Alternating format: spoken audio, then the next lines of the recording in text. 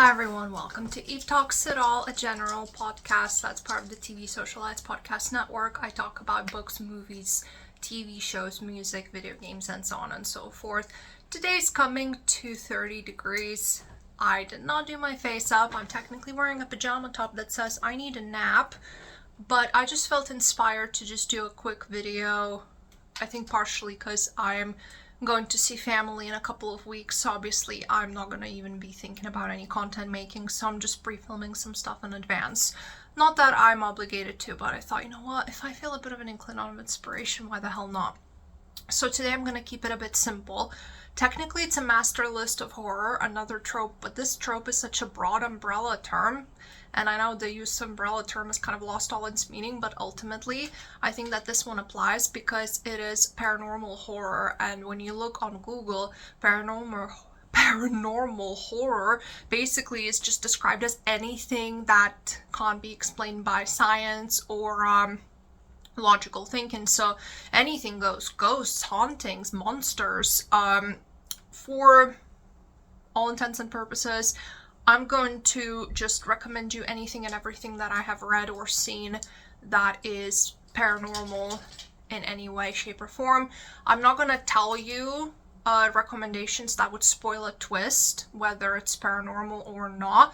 So just stuff that is advertised as a paranormal, supernatural sort of thing, I will recommend that because I don't want anyone to be spoiled if they would prefer to go in completely blind, and because there are quite a few things here and I've spoken about a lot of the stuff before in more depth. This is kind of just going to be like a quick fire roundup. So we will start with books, and I got episode 13 by Craig DeLuey, a reality documentary type of team decide to make an episode on an abandoned institution, but things go horribly wrong when they realize that there is something definitely wrong, and it delves into almost like a cosmic horror sort of thing as the book goes on. It's told in a found footage format, kind of like you find letters, camera excerpts, emails, and diary entries and so on. It's really interesting. I've not read many books like this, so if that's your sort of vibe, then do check this one out. Maggie's Grave by David Sodergren. It's kind of like a folky horror. You have a very small town where a woman was killed because she was accused of being a witch 300 years ago, and now she is back for revenge after some young adults accidentally desecrate her grave. And this blends elements of a bit of a slasher, a bit of, again, folky horror, a bit of witchy vibes. You have a little bit of everything, and I don't think that you will exactly expect where this book takes you, if that made any grammatical sense. Then I got A Hex by Thomas Alde-Hewald. This one, I probably didn't pronounce that right, but this is about a haunted town. Again, a woman was told to be a witch and she was punished for it, and now she's haunting this town as kind of like a very tangible ghost, and the town has sort of made peace with that, but the younger generation don't want to be confined to this little closed off, almost like, it is a small town, it's like a village basically, and they want to tell the world what's happening, but it goes horribly wrong, disastrous consequences. So if you're looking for something that's quite dark and bleak, this is the one for you. I'm not going to pull all of them out, but if you can see on the back of the shelf, I have Grady Hendrix's books, and he literally is a master of writing from different horror tropes. So Southern Book Club's Guide to Slaying Vampires, of course, deals with a vampire that infiltrates himself into a main character's life and book club and town and everything. You also have My Best Friend's Exorcism, where two girls are best friends in the 80s in a small town, and one of them gets possessed by a demon, and pretty much shit all escalates from there. You also have Horror Store that features a haunted IKEA, more or less. It's not called IKEA, but you get what it's meant to reference, and the whole book is shaped like an IKEA catalog. And you have Witchcraft for Wayward Girls that deals with young pregnant girls being cast aside because they're ashamed to their families, and they're meant to just give birth to these babies and give them to well-off families and forget that it ever happened. But there's also a bit of witchcraft involved in there, and I have not read 2 books of his, How to Sell a Haunted House and We Sold Our Souls, but I believe they're also paranormal, supernatural elements. In fact, there's only one book that doesn't advertise itself as a paranormal book that he's written, and that's the Final Girl Support Group. So if you're into that type of horror, definitely check it out. He has a very specific, almost like a cozy way of dealing with trauma and friendship and familial love and so on. So, I mean, I don't know why I'm hyping him up because he's a booktube darling, but it bears saying. I mean, it's quite rightfully deserved. He's a good author. This one is monster horror about friends who go on a skiing trip and they start getting hunted down by Wendigo-like creatures. This is Not a Test by Courtney Summers. We have a group of teenagers, young adults, hiding in the school amid zombie apocalypse, and our main character is super depressed and suicidal, and she is stuck with the people who want to live, and she kind of tries to find a way to want to live again. An anthology of horror short stories. It is literally what it says. It's like a collection of 18 short stories in various formats of found footage, so like text messages, letters, documentary footage, emails, all sorts of phone recordings, and like old documents, whatever. It's quite creative.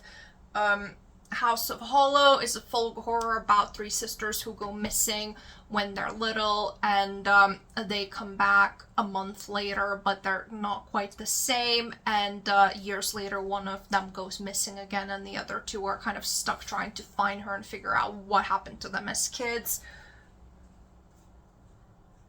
Rules for Vanishing by Kate Alice Marshall. This one is about a group of teenagers who play this game where they walk on a road, and it's kind of meant to, I don't know, honor their missing friend. I actually need to double check. Okay, so I did not explain that super well. It's not a way to honor her, but they're actually going on this road to try to find her, but that's the thing, the road has some kind of supernatural a way to it that when you start walking on it a certain way, you can't get off it, and you start seeing things that don't belong on a road. It's a weird book. But, by the way, sorry that I'm not pulling, like, every single book out, but it's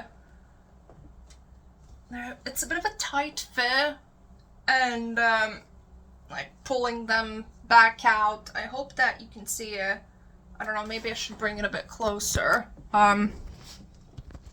Anyway, so we have then Near the Bone by Christina Henry. This is a quite well-known book, I'd say. A woman's living with her husband in the middle of nowhere, and they're super reclusive, and her husband's abusive, but there's also an aspect of an unknown monster walking around, and it's a dangerous situation for them. Say Her Name by Gino Dawson. It's set at a boarding school where some teenagers take the legend of Bloody Mary a bit too seriously, and things end quite badly for everyone involved. I'm just gonna leave it there. It's been years since I read it, but I had a good fun with it. And then Patricia Wants to Cuddle by Samantha Allen. This one has some reality TV stars going to a random island to film a new season of their show. It's kind of like, I think, a bit like The Bachelor, and they run into a Yeti. That's all I'm gonna say. Then We have So Thirsty by Rachel Harrison. Two friends get, they accidentally find themselves stuck at a vampire orgy and they get turned into vampires. I've spoken about this book a million times on this channel and I have a lot of good things to say about it. Again, definitely fits this list. Into the Drowning Deep by Mara Grant. Documentary crew, go to explore a missing ship that was supposedly attacked by mermaids, but half the people don't believe it. They think it's a hoax, except it's not. It's real, and this new crew is in danger. You Must Not Miss by Katrina Leno is more like a magical realism-esque, I guess, but technically it still fits. It's about this girl who was wronged by her schoolmates and she retreats into this place called Near. That kind of comes out of her notebook. Again, really weird fever dream-like sort of vibe, but she goes on a bit of a revenge spree. Suburban Hell by... Then Suburban Hell by Maureen Kilmer, a friend of these wine moms gets possessed by, well, maybe not the devil, but definitely by some sort of a demon. I know this is a very basic explanation, but think like Desperate Housewives, but with possession. Mr. Magic, a childhood star who doesn't remember being on this kids show at all, is tracked down by her co-stars 30 years later, and she wants to get to the bottom of it. Why can't she remember anything? What exactly happened? Bunny by Mona Awad. I mean, do I even need to explain Bunny? And this one is a classic by this point, I would say. Lost in the Garden by Adam S. Leslie. This is like a folky sort of fever dream horror. Three girls who live in a zombie-ridden, a pathetic world, embark on a mission to find one of their missing boyfriend. And then I personally wouldn't count these as paranormal. This is a retelling of Frankenstein, The Dark Descent of Elizabeth Frankenstein. I remember really liking it, and it didn't click till like a little later that this is the same author. Now looking in hindsight, you can definitely tell it's a good thing. And then just the last few, Small Town Horror by Ronald Malfi. A bunch of teenagers did a horrible thing years ago, and they get haunted by it as adults decades later. I would say that's a fitting description. The Weight of Blood by Tiffany D. Jackson. It's a Carrie retelling. I think I don't need to say anything else. Then obviously we do have ignore my coat, the titular Stephen King, The Shining, Pet Sematary, Carrie, all those books. But yeah, those are classics. I don't really think I need to tell you what these books by Stephen King are, right? Yeah, sorry for the weird angles, but I just thought if I keep pulling out every single book in that row, because I'm running out of space to put stuff there. Actually, I am out of space to put books there. It's going to be a giant pain in my behind to put them back, and then it kind of, I need bigger shelves, is what it is. But at least it shows that I have read some paranormal horror, because when I realized that I only really read 3 books that could be classified as aquatic water horror, I was like, no way was that it. Evidently, that was it. So yeah, I have a couple of literary horror books downstairs. Our Wives Under the Sea by Julia Armfield, and I guess maybe Private Rights kind of also would count as something a bit paranormal. But I think that's it. So now we'll go into the films. Again, I've seen quite a few, so it's more just going to be a quick fire round. What I loved, what I didn't love so much, rather than giving you massive synopses. And besides, I think that a lot of these, I'm not finding some super obscure, massive new favorites that you will never have heard of. A lot of these you probably have heard of, but it bears repeating and just compiling everything into one space. It's mine. When it comes to films, again, we have a massive galore. So obviously there's the Conjuring franchise, and I personally have never been like a massive fan of this franchise to the point where I'm like, oh my god, this is the best thing. In general, sort of like ghost haunting horrors and possession exorcism type of horrors have never been like my favorite thing on earth, my favorite trope. I feel like it can get a bit old quickly, but that's just my personal preference. So obviously, as far as haunting paranormal franchises go, The Conjuring is definitely up there. I haven't seen the latest one. I would say that just the first two original ones are the best for me. After that, I'm like, it gets a bit lost on me, I would say, but again, that's just my opinion. Of course, you can't talk about supernatural paranormal without talking about The Exorcist. That one, obviously, it is a classic, and if you're a horror fan, then you know The Exorcist, even if you haven't seen it. I first saw scenes from it parodied in Scary Movie 2. I mean, don't eat when you're watching that. And to be fair, there were some scenes that made me a bit icky while I was watching the original as well. But of course, that is the intention, to repulse you. So,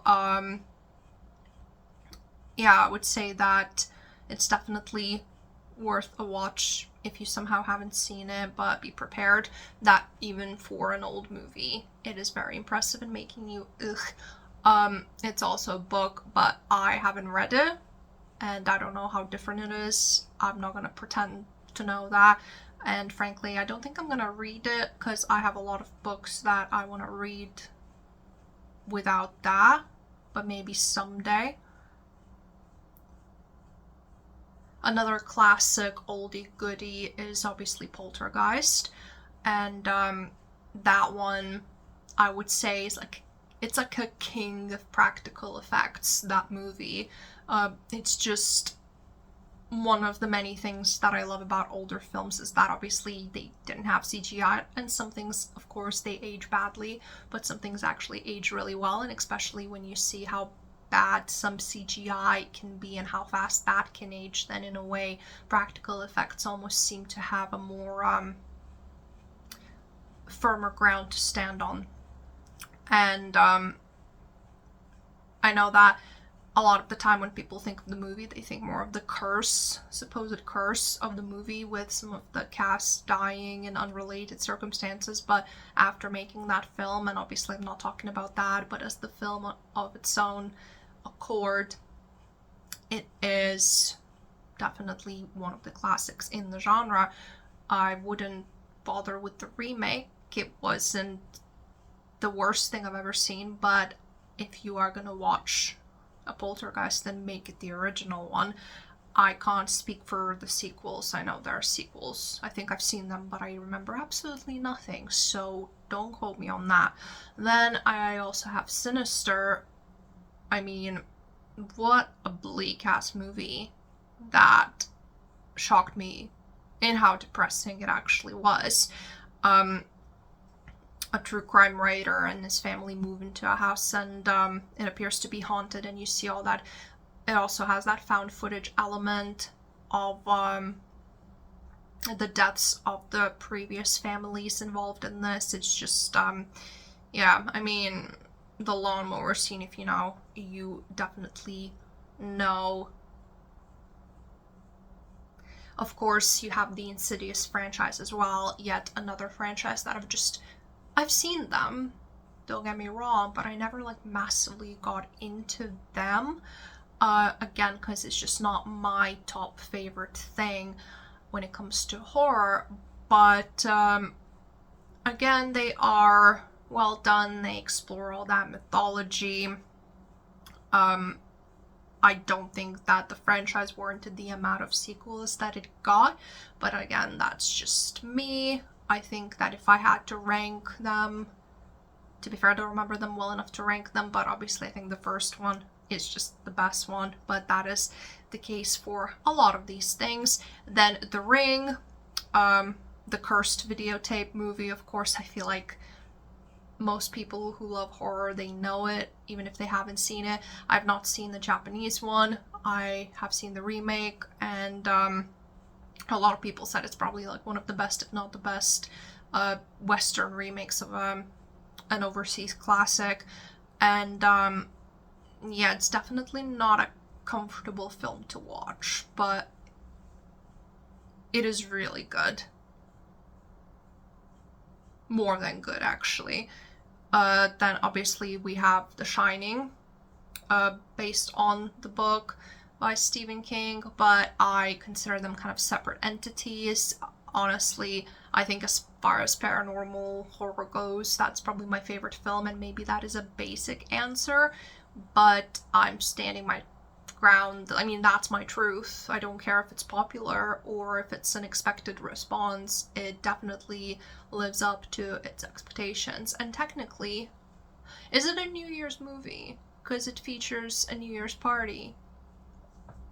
Just saying. That's the sort of stuff I would watch on New Year's, because I am weird that way.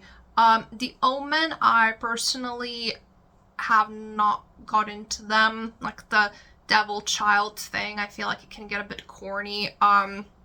But obviously, I know that it's a popular franchise for a reason. So if that's your thing, obviously you have that to try out. I've seen the first one years and years ago. I was like, okay, that's fine. Again, no strong feelings there for me. The Autopsy of Jane Doe, where two guys who work as morticians start performing an autopsy on a woman's body with an unknown identity. That's what Jane Doe is. They start finding things and experiencing things that should not be happening. I was so creeped out with this film. It made me so bloody uncomfortable, if I'm completely honest with you. I was having a very scary time, and I'm not ashamed to admit that. I probably wouldn't watch it again. It's that sort of movie. The others, with Nicole Kidman, like I think people describe it as like a Southern Gothic type of a haunting horror. And I've seen it once, I believe, and I knew the twist, so I don't know if that ruined my experience, but I didn't love it as much as I thought I would love it. But it was still a really good film. The Amityville Horror, I have not seen the original. I've seen the remake. Obviously, I know that that's probably not a good precedent. I'm rarely a remake defender, so I would say I should probably watch the original, and you guys should follow suit. But obviously, I'm aware of what the franchise is. I mean, I don't think I'm interested in watching them all, because I know that they're not amazing after the first one, but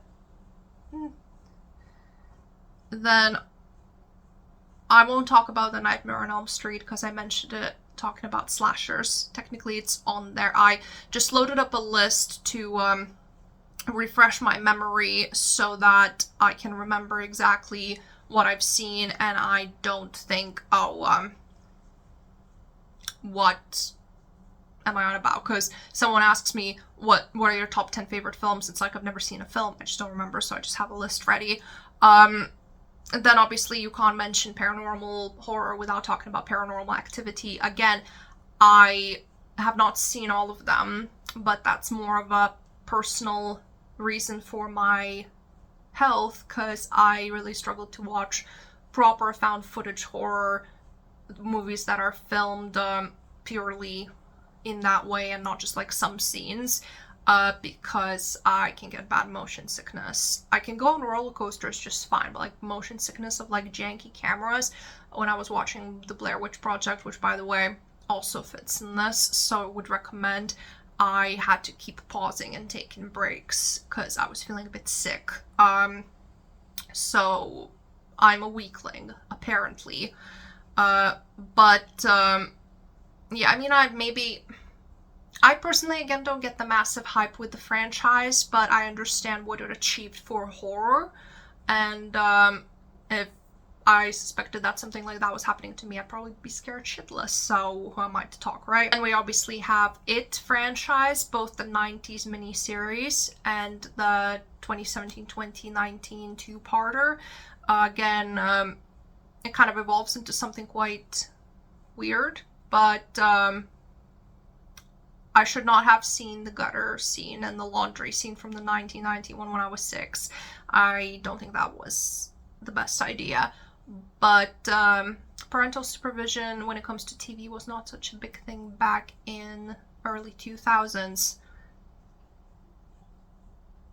Then we also have The Grudge. Candyman, I'm gonna be honest, I watched it. I did not get into it. I don't know if that's an unpopular opinion. I didn't like it. I don't know why, because I love legends like Bloody Mary, and it's kind of a similar thing. Because you have to say the name from a mirror and wish, whatever. But yeah, I didn't really vibe with it. I don't know.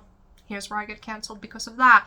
Then The Skeleton Key, starring Kate Hudson. The main character played by her, gets hired to look after an estate, and she discovers certain things that really don't seem quite right. Certain, like, black magic sort of vibe. I liked it a lot more than I anticipated. And Kate Hudson can do more than just kiss Matthew McConaughey. So, who knew? Evil Dead, again, I don't think that's necessarily for me. I did not love it. I watched the first one, I was like, this is weird. But if you're into just a weird batshit type of horror, then yeah. I've seen the remake too. Did not love. I think if I had to pick, then obviously the OG is better. Then obviously you have Annabelle. Again, kind of falls into that whole Conjuring universe umbrella. Like, it's fine. Creepy dolls be creeping. Then Jeepers Creepers. I never want to watch it again because it made me so uncomfortable. But you should check it out if you haven't. Silent Hill movies, well, why can't they get it right? Why can't they just adapt a game correctly? Why? I don't get it. What are you doing? But if you want to, you can watch them. But, I mean, I'm mentioning them because they exist. Do I think that you should waste your time on them? Well, guys, how you waste your time or not waste your time is completely up to you, but yeah, I mean, I wish that I got some time back after seeing that. Hell House LLC, another found footage about a documentary crew that investigate, it's like, I believe it's like a hotel, some kind of an establishment where something bad happened years earlier. Surprisingly good. I actually really enjoyed that. I found it based on, I think, Possessed by Horror's movie list, so thanks for that. Again, found footage, can't watch it too often, but it was Drag Me to Hell. Yeah, disgusting and bleak. Again, why did I go to see it in the cinemas when I was 12? Why was that allowed? But it'd be how it'd be, eh? 13 Ghosts. I've only seen it once, but there's a scene that has stuck with me to this day. If you know, you know, again. Glass doors, walls, whatever. I'll never look at them the same way. Then you got The Woman in Black, Daniel Radcliffe, if you're looking for something super haunting and gothic-y vibes, that fits. Late Night with the Devil, more like a newer one, that is about a television broadcast that's gone horribly wrong. This one, I was surprised that I enjoyed it so much. I think the television thing really elevated it for me because I thought, wait, this is something different. I like that. And you have the Ouija, I've not seen the Origin of Evil one, but I've seen the first one. I've heard that the sequel is a lot better. I'm gonna hold people to that, because Mike Flanagan directed that one. Then you have Lights Out, which is based off the short horror film. I mean, darkness is scary, even if it is a bit basic. I had a lot of fun with it, so that is a genuine recommendation. Like, I did like. And you have the Final Destination franchise, which is obviously its own thing, trying to escape death. I would only recommend the first two personally, although the third one and the tanning bed scene, well, let's just say if you want to lock yourself in a padded room like one of the characters did after seeing these, I wouldn't blame you. The world is a scary place. Then obviously you have stuff like It Follows. That is kind of unexplained paranormal stuff. Even Obsession falls under the paranormal, because of course you have the Wish Willow aspect. What else? There's so much, because this is, like, again, paranormal is such a broad term that I feel like you really have a lot to choose from. And like I said, it would take so much time to go into all of them in depth. But I feel like this is quite a decent list, and I'm looking forward into diving into some of these in maybe a little bit more detail, in more broken down tropes. So, because I do want to do like a master list that's specifically on ghosts, or specifically on unexplained paranormal stuff. So like Obsession, for example, think like stuff that's clearly supernatural but not that well explained, or stuff that's specifically like Southern Gothic and all that. I do want to do that, but I need to just get a few more examples so that it would be a lucrative list for everyone. So lastly, I got some TV and some video games. So for TV, again, just super quick fire, because I will be talking about pretty much all of the shows, maybe minus a couple that I'm going to mention in more detail, picking out some specific things that I have stuff to say about when it comes to them. So Buffy the Vampire Slayer, The Vampire Diaries, if you're looking for specifically vampire fiction. I'm literally making content on Buffy as we speak. I have ideas for Vampire Diaries. I will talk about them. For werewolf stuff, Teen Wolf, I am making some content about that at some point. It could be 3-6 months from now, next year, whenever, I'm not sure, but it is on my list. So, a bit of a spoiler there. Then, if you're looking for something witchy, Charmed, definitely making content on that, I can confirm. Then Witches of East End, whether or not I'm gonna make content about it, to be determined yet, but nice underrated gem. Then you also have the Flaniverse, so you have The Haunting of Hill House, The Haunting of Bly Manor. You also have Midnight Mass, and I think there are actually two that I haven't seen yet, but I definitely want to talk at least about The Haunting of Hill House at some point. I feel like a lot of stuff has already been said, because people are so thoughtful when it comes to that show, but fuck it. Why not? I'm gonna say it. I'm gonna say something. At some point, when the time comes. Then, obviously, Supernatural, the Supernatural show. What else? I mean, there's definitely more, like Shadowhunters. I don't think I'm gonna be talking about it, because I tried getting through a second rewatch earlier this year and I couldn't do it. But again, if you're looking for something that's a little bit on the cheesy side, then do check that one out.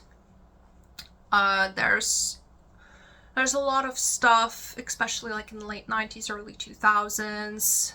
I would say that we definitely had a very specific era. But again, I will be making content about quite a few of those specifically. So if you're hearing this now and you think, oh wait, I want to hear a specific thing about, let's say, Charmed, that I think you could talk about, then do comment on that, and I can have a look and see if I can make it happen.